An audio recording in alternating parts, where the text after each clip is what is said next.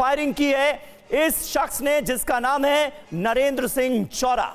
मोहित मल्होत्रा हमारे संवाददाता इस वक्त हमारे साथ मौजूद हैं। मोहित, सुखबीर बादल से कुछ बात हो पाई है क्या? क्योंकि उनके पैर में वैसे ही प्रॉब्लम है, व्हील चेयर पर वो बैठे थे, 2 गोलियां चली हैं, उसके बाद सुखबीर बादल या फिर उनकी सुरक्षा से में जुड़े जो तमाम अधिकारी हैं उनसे कुछ बात हो पाई है इस घटना को लेकर? देखिए, सुखबीर बादल को जब से धार्मिक सजा का ऐलान किया गया है तब से वो मीडिया से दूरी बनाए हुए हैं और वो बात नहीं कर रहे हैं। उनका कहना है कि जो भी उनको सजा दी गई है उसको वो एक आम सिख की तरह हाथ जोड़कर कबूल करते हैं और अपनी सजा वो पूरी करेंगे। इसी के तहत वो लगातार स्वर्ण मंदिर में आ रहे थे और उनको जो सेवादार की ड्यूटी दी गई थी, अपने हाथ में बर्छा लेकर और सेवादार के कपड़े पहनकर वो उस ड्यूटी को अदा कर रहे थे और इसी दौरान ही ये घटना हुई है। लेकिन बड़ी बात यह है कि इस व्यक्ति को लेकर अकाली दल के नेता दावा कर रहे हैं कि व्यक्ति जब पहले दिन जब सुखबीर बादल ने ड्यूटी दी है वहां पर, तब भी वहां पर लगातार घूम रहा था, रेकी कर रहा था और उसको पूरे के पूरे जो सुखबीर बादल कहाँ बैठेंगे, उनके आसपास कौन मौजूद होगा, इस पूरे विषय को लेकर पूरी जानकारी थी और उसने पूरी सोची समझी साजिश के तहत ही इस घटना को अंजाम दिया। और उसने जब फायरिंग की तब वहां पर मौजूद एक सुरक्षा कर्मी ने देख लिया जो कि सादी वर्दी में था और उसने इस व्यक्ति को काबू कर लिया, नहीं तो कोई अनहोनी हो सकती थी। और अभी कहाँ है सुखबीर बादल? देखिए, सुखबीर बादल को तुरंत ही वहां पर जो सुरक्षा कर्मी थे उन्होंने अपने सिक्योरिटी घेरे में ले लिया है और नजदीक ही जो स्वर्ण मंदिर परिसर में एक सुरक्षित जगह पर उनको रखा गया और वहां से उनको निकाला जाएगा थोड़ी देर में। अच्छा, ये भी बताइए मोहित कि इस वक्त जो हमारे दर्शक इन तस्वीरों को देख रहे होंगे उनके मन में ये सवाल जाहिर है उठ रहा होगा कि गोल्डन टेंपल के एंट्रेंस गेट तक ये शख्स हथियार लेकर जाने में कामयाब कैसे हुआ? आमतौर पर सिक्योरिटी की वहां पर क्या व्यवस्था रहती, ये कैसे मुमकिन हुआ?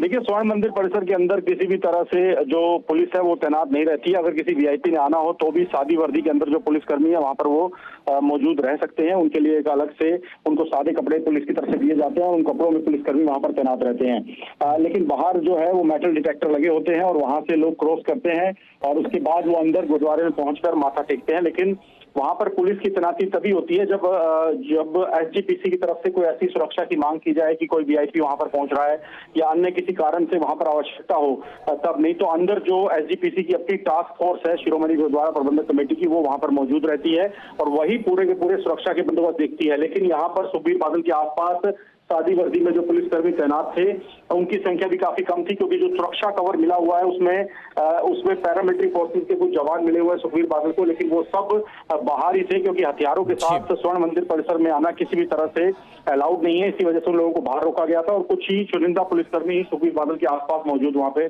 दिखाई दे रहे हैं जो कि सादी वर्दी में सादे कपड़ों में मौजूद थे।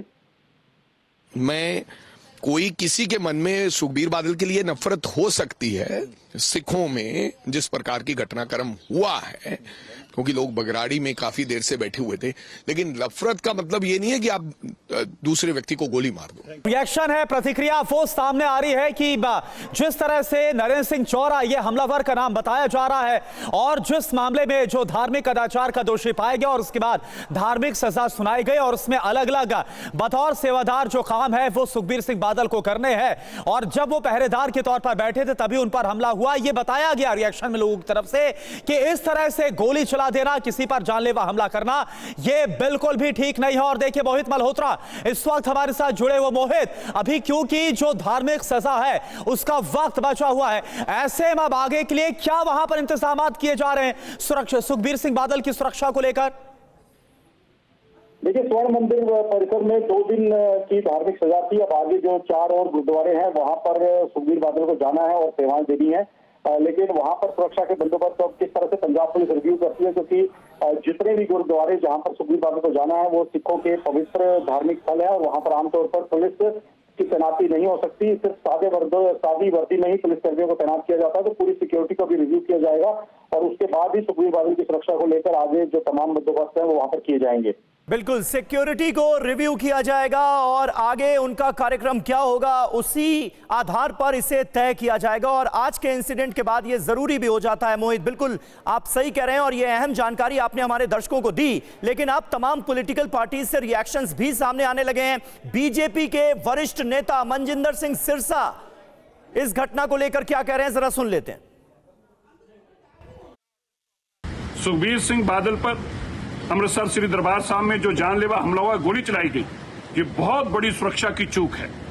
आम आदमी पार्टी ने पंजाब को कोई कानून नाम की चीज छोड़ी नहीं। आम आदमी पार्टी जब से पंजाब में आई है, डर नाम की चीज नहीं रहेगी। गैंगस्टर्स जेलों से राज कर रहे हैं, पंजाब जेलों से चलाया जा रहा है और आज कानून व्यवस्था इस कदर गिर चुकी है, सुरक्षा इस कदर पंजाब में खत्म हो चुकी है कि एक Z+ प्रोटेक्टिव भी पंजाब में सुरक्षित नहीं है। ये आम आदमी पार्टी, अरविंद केजरीवाल, भगवंत मान की देन है पंजाब को।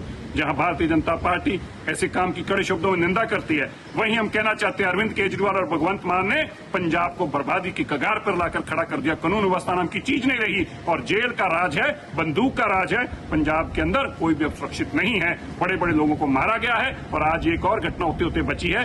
आज भगवंत मान और अरविंद केजरीवाल, पूरा देश देख रहा है कि तुमने पंजाब को किस कगार पर लाकर खड़ा किया है। तो देखिए, मनजिंदर सिंह सिरसा को आप सुन रहे थे, बीजेपी के वरिष्ठ नेता हैं। वो पंजाब की आम आदमी पार्टी की सरकार पर हमलावर नजर आ रहे हैं। वो कह रहे हैं एक ऐसा शख्स, एक ऐसा नेता, पंजाब का पूर्व डिप्टी सीएम जिसे Z+ कैटेगरी की सुरक्षा मिली हुई है, उसकी भी सुरक्षा में इतनी बड़ी चूक को अंजाम दिया गया है क्योंकि पंजाब में कानून व्यवस्था जो है वो खराब हो चुकी है। ये आरोप लगाया मनजिंदर सिंह सिरसा ने।